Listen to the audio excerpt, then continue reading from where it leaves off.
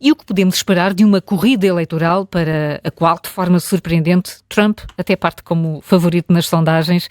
Isto quer dizer o quê, José Manuel? Que vamos ter mesmo uma segunda presidência de Donald Trump? Olha, conforme o tempo passa, torna-se uma probabilidade cada vez mais provável, digamos assim. Bem, eu vou-te ler aqui umas frases que eu acho que são muito reveladoras do estado da política americana. Porque eu escolhi a civilidade, a compreensão, ouvir os outros, trabalhar em conjunto para conseguir que as coisas sejam feitas, decidi deixar o Senado e não me recandidatar. Compromisso é um trabalho sujo e porque chegámos a um cruzamento, a uma encruzilhada, e a América escolheu a zanga e a divisão. Como eu acredito no trabalho sujo do compromisso, e não parece ser isso que a América quer neste momento, vou-me embora. Portanto, isto são palavras de ontem de Kristen Sinema, eu julgo que é assim que se diz, era uma senadora pelo estado do Arizona. O Arizona era um estado que habitualmente elegia senadores republicanos. Sinema cortou essa lógica há 6 anos atrás, portanto nas eleições de 2018. Era uma mulher que esteve no Senado estes 6 anos tentando fazer compromissos, designadamente sobre um tema que é muito sensível no Arizona, que é um estado que faz fronteira com o México e hoje em dia é o principal tema de preocupação dos americanos. E quando digo principal tema, é principal tema entre os eleitores republicanos, mas também entre os independentes, mas também entre os democratas, que é a imigração. E a questão da imigração. E, portanto, ela tentou fazer um compromisso, conseguiu esse compromisso no Senado, fracassou na Câmara dos Representantes e, apesar de meses de trabalho, não conseguiu nada. Portanto, ela desiste, vou embora. Não estou para isto. Aparentemente, a política, neste momento, nos Estados Unidos, é uma política de ressentimento e de divisão. E, portanto, é muito difícil existir. E não é quer dizer, estou a falar desta senadora que foi eleita pelos democratas, que foi muito atacada pelos democratas, que já tinha passado a independente no Senado e que era uma das poucas que tentava fazer pontos, mas há um outro senador, este eleito pelos republicanos, que também, já aqui há uns meses, anunciou que não está para mais disto e vai-se embora. Falo de Mitt Romney, que chegou a ser candidato presidencial contra Obama, era senador pelo Utah. O Utah é um estado, enfim, muito, muito conservador e, portanto, vai seguramente eleger outro senador republicano. Já não sei se o Arizona voltará a eleger uma senadora ou um senador democrata, e isto pode fazer desequilibrar o equilíbrio no Congresso. Este estado de coisas de extrema polarização é muito mais evidente entre os políticos e os ativistas, digamos assim, as bases ativistas. Só para te dar uma ideia, há uma outra, enfim, uma representante que se situa um bocadinho entre os democratas no outro extremo, portanto, em vez de ser centrista, é de extrema esquerda, que é Ocasio-Cortez, de Nova Iorque, e que mesmo assim anteontem na rua, ao sair de um cinema, foi insultada por ativistas pró-palestinianos porque não estava a denunciar o genocídio de Gaza. Portanto, vê onde as coisas estão a chegar, e isto, enfim, há muitos anos que eu sigo mais ou menos de perto dos Estados Unidos, estive lá algumas vezes, tenho amigos americanos que me estava a perceber que estava a acontecer uma coisa muito bizarra para a nossa maneira de ser, não é? E que era pior do que algumas coisas que eu vivi no tempo do PREC, que é, de repente, eu encontrava democratas que não conheciam um único republicano e republicano não conhecia um único democrata. Eram mundos à parte. Não era só bolhas mesmo. Quer dizer, não eram só bolhas, eram mesmo mundos à parte. Quer dizer, não é apenas eu fechar-me na minha bolha, só vejo as minhas redes sociais, eu não faço ideia quem eles são. Eu não sei quem eles são, eu não me cruzo com eles.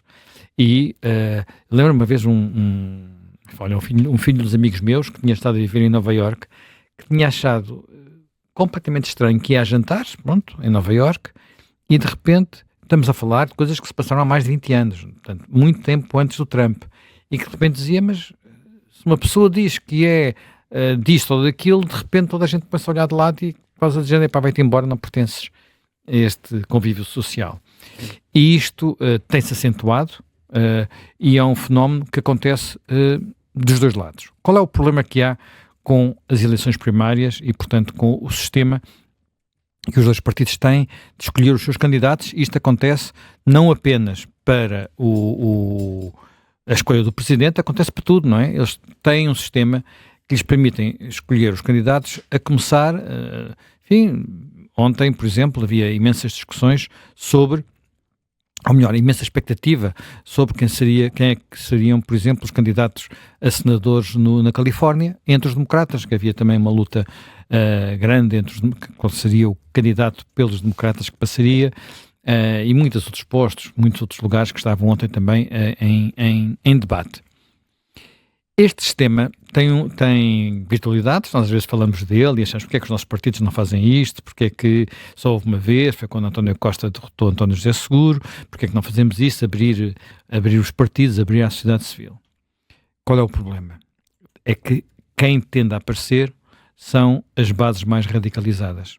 Portanto, e as campanhas começam a ser feitas não com o objetivo de conquistar o eleitor intermédio, o eleitor menos ideológico, mas com o objetivo de mobilizar essas bases militantes, o que durante muito tempo foi mais ou menos funcionando, porque havia 2 ciclos nas eleições nos Estados Unidos, quer dizer, o ciclo das primárias, em que se falava para as bases do partido e sobretudo para essas bases mais, eu ia dizer mais empenhadas, mas também podia dizer mais fanatizadas.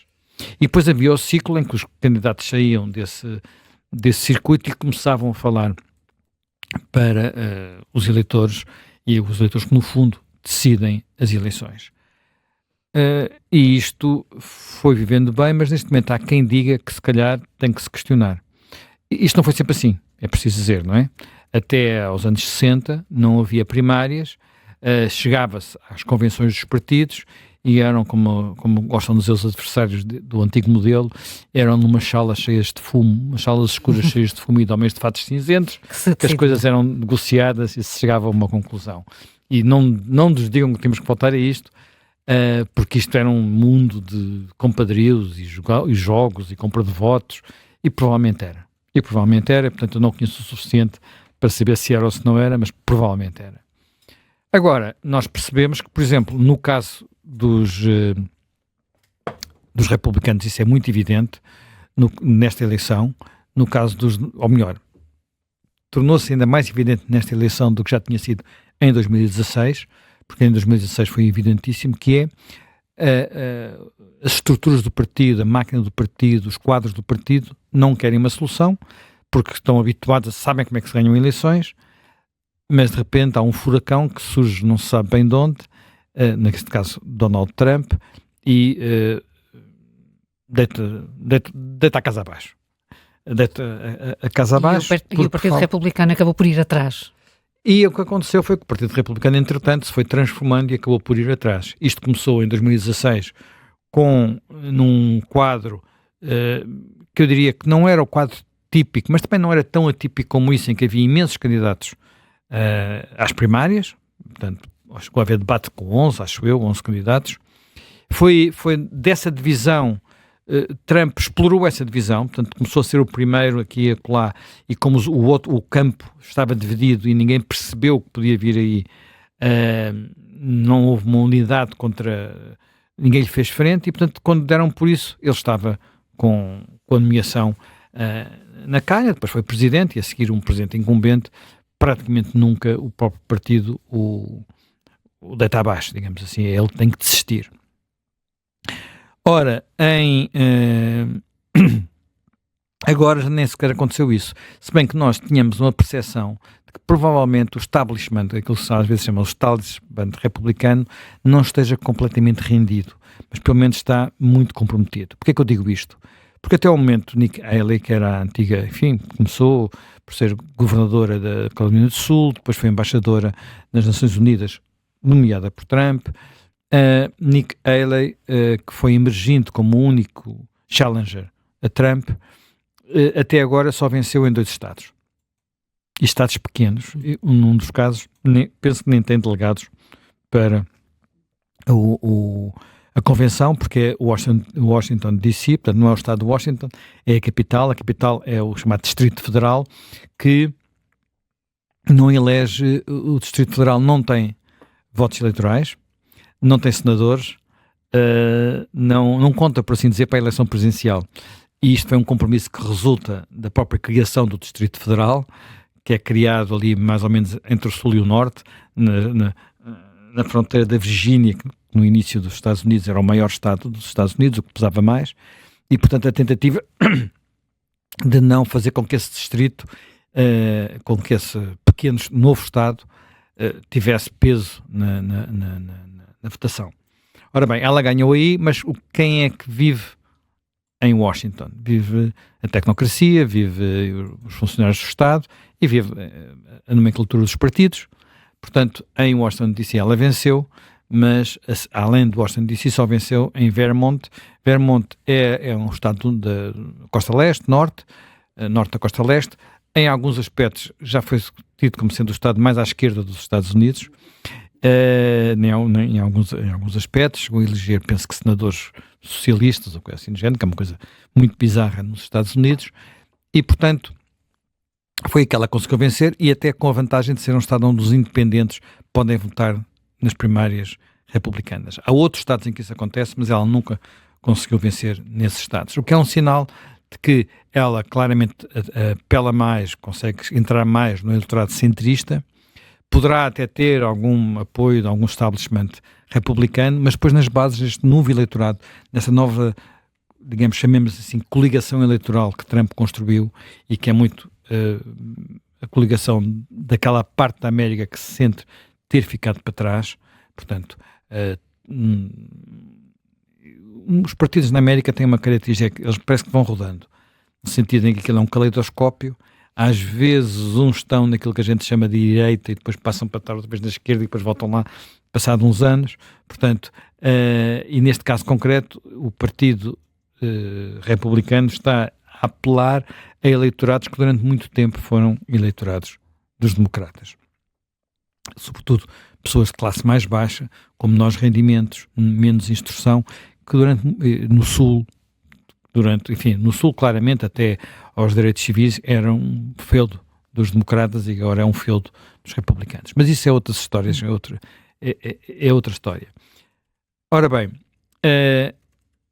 essa base, que é a base dos deploráveis, como de forma infame, digamos assim, Hillary Clinton se lhes dirigiu, mas que muita gente continua a pensar o mesmo, a pensar exatamente da mesma forma em boa parte das elites democratas, porque também aqui há uma clivagem que não é apenas uma clivagem de bolha, uma clivagem das redes sociais que eu frequento, ou uma clivagem das televisões que eu vejo. É também uma clivagem muito social, quer dizer, hoje em dia o eleitorado de base dos democratas é gente que andou quase sempre na universidade, que tem bons empregos, não são os milionários, atenção, alguns milionários também são, mas não são os milionários. Gente ligada a Hollywood, tudo isso faz ali um glamour de democrata que contraria o americano da ferrugem, o americano dos salários baixos, e às vezes até contraria de forma surpreendente. Por exemplo, eu estive lá, fui um bocadinho antes da eleição, em 2016, primeira vez que o Trump ganhou, estive lá e lembro-me de, na altura, estive em Washington, ter ido assistir a uma conferência de até ele era de ciência portuguesa, um Rui Teixeira, um cientista político, que tinha escrito um livro famoso, que era a próxima maioria democrata. Qual era a tese do Rui Teixeira?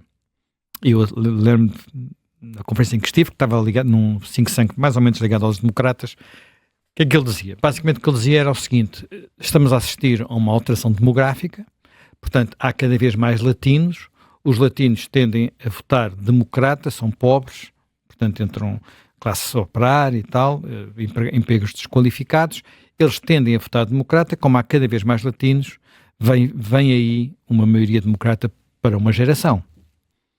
Não aconteceu. Uhum. Aliás, há textos dele no Washington Post, que eu tive a ler, muito interessantes, em que ele tenta explicar o que é que aconteceu. Aconteceu é que os latinos, de repente, começaram a votar muito, não quer dizer que votem maioritariamente, começaram a votar muito nos republicanos trumpistas, digamos-lhe assim, por razões, umas delas que têm a ver com valores conservadores. A deriva de uma parte, a deriva woke de uma parte da América tem depois uma reação do outro lado, no sentido de dizer isto não pode ser. Quer dizer, podemos chamar isso conservadores, podemos chamar isso, em alguns casos, apenas bom senso.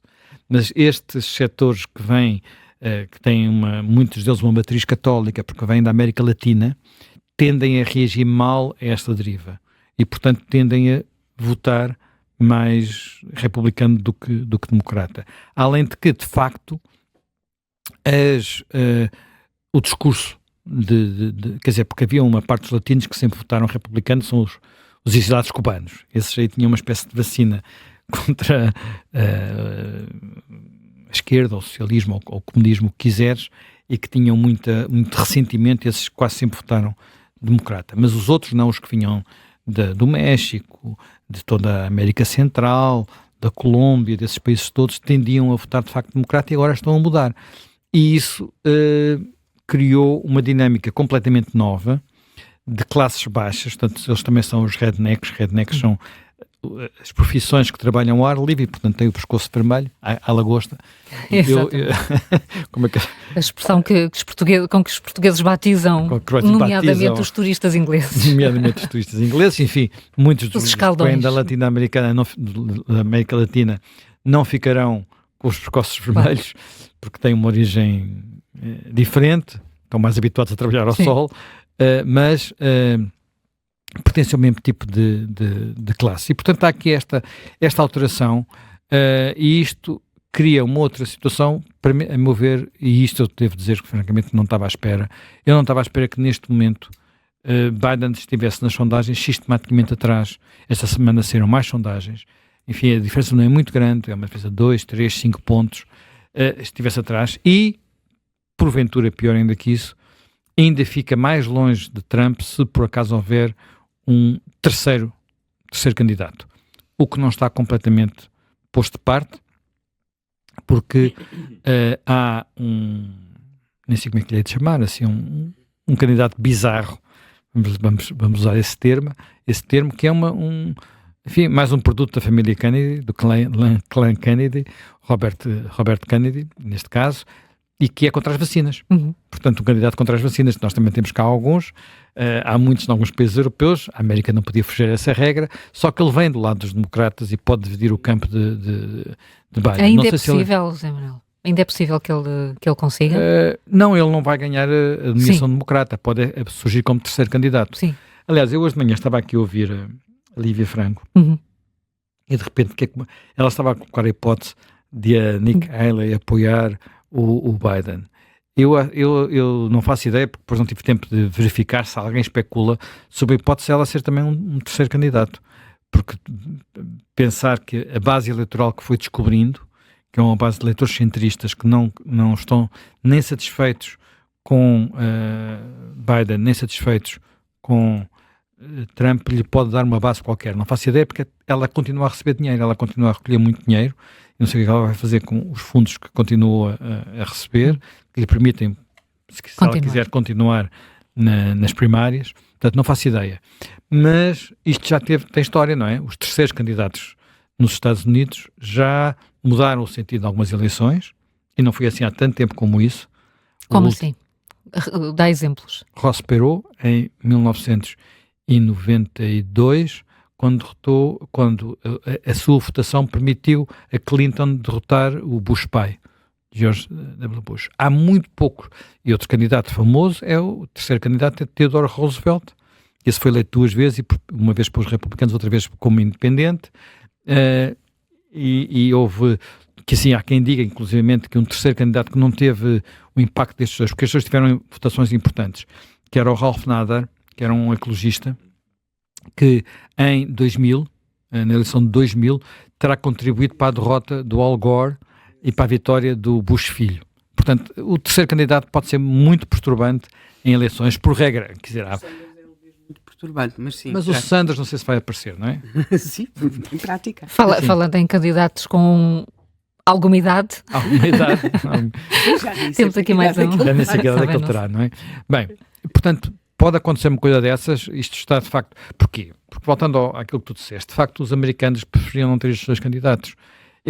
Se eles pudessem escolher de uma forma, quer dizer, eles de facto podem com as primárias, mas o mecanismo das primárias, como favorece o lado militante e mais extremista das duas bases eleitorais, não é muito favorável a aparecerem candidatos mais, de alguma forma, mais moderados. Apesar de Biden ser bastante moderado. Só que fez a sua política inicial muito marcada pela líder da Câmara dos Representantes, acabou por ser ter aspectos radicais, que aliás levaram à perda aos midterms. Enfim, não foi uma onda tão republicana como se esperava por causa do próprio Trump, porque o Trump depois também é muito divisivo. Eles têm os dois índices digamos, de apoio muito abaixo de 50%. Muito abaixo de 50%. E no caso de Joe Biden dificilmente irá desistir. E, aliás, a dificuldade é, eu falo com os meus amigos americanos e eles dizem, mas não há ninguém que surja. Quer dizer, os nomes que surgem são de governadores, mas que não estão na corrida, que não puseram a cabeça de fora ainda. O da Califórnia, o de outros. O da Califórnia fala-se muito, mas é considerado pouco elegível a nível nacional. Mas haverá outros, mais da zona do Midwest e até penso que da própria da Pensilvânia, que poderiam ser esses candidatos. Agora, eles não puseram a coisa de fora e há muito receio de que Biden não chegue ao fim do mandato e que fique como presidente da Kamala Harris, que muita gente vê com muita desconfiança. Mas os democratas não conseguem sair desta armadilha, assim como os republicanos, esse não conseguiu sair, esses já se renderam ao Trump. Não é? A Kamala Harris, o problema não é bem o que ela pensa, porque também não pensará muito. O problema é que ela não faz. Foi um vazio completo. Sim, foi um dos vice-presidentes mais ausentes da história recente dos Estados Unidos. Agora, eu não queria demorar muito mais tempo, queria só pôr mais uma nota, que é esta dificuldade em encontrar outros candidatos pode levar, de facto, a uma surpresa lá para o fim, sendo que é um bocadinho surpreendente a situação do Biden. O Biden é um velho lutador e, portanto, nós podemos esperar dele muitas coisas, porque ele é um sobrevivente. A primeira vez que ele se candidatou à presidência dos Estados Unidos, estás sentada, foi há 40 anos. Há 40 anos. Há 40 anos, foi contra Ronald Reagan. Quer dizer, ele nas primárias, depois ele não disputou a eleição, mas ele tentou ser presidente há 40 anos pela primeira vez. Portanto, é alguém que está lá há muito tempo e que, portanto, não é alguém que saia do caminho para dar lugar ao outro facilmente, digamos assim. Além de que ele tem a noção de que, de facto, ele pode estar mal, mas todos os outros podiam estar pior no frente a frente com Donald Trump. E, portanto, é a melhor das piores soluções, digamos assim. Né? É a melhor das piores soluções, mas isto deixa muita gente inquieta, porque ele de facto pode não chegar ao fim do mandato.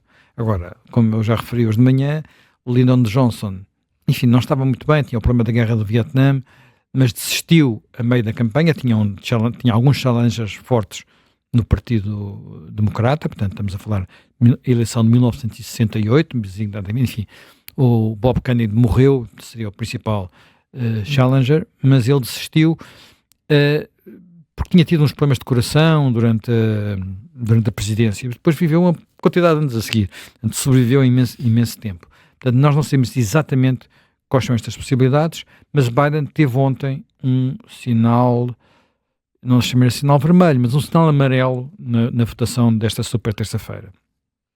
Esse sinal amarelo foi o chamado, eles chamam uncommitted, portanto, não comprometidos.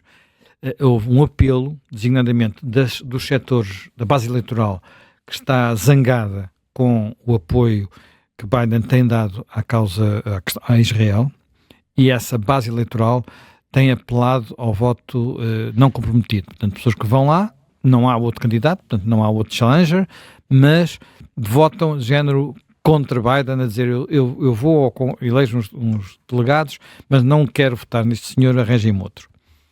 E ontem já tinha havido um aviso no Michigan, com 13% de não comprometidos, e no Minnesota isso subiu para 20%. Portanto, 1 em cada 5 eleitores. Quer dizer, qual é o perigo disto? O perigo disto, ou melhor, o risco que aqui se corre, é estes eleitores, no dia da eleição, em novembro, não irem às urnas. Não vão votar em Trump, naturalmente, mas não se mobilizam para votar em Biden. E isto pode ter consequências, porque alguns desses estados em que isto está a acontecer são os estados que decidem as eleições, os tal swing states, os estados que agora votam num presidente democrata ou num presidente republicano, portanto, seguramente estes dois que eu falei, Minnesota e Michigan. E, portanto, isto pode balancear e ainda torna o caminho mais difícil para a reeleição de Biden.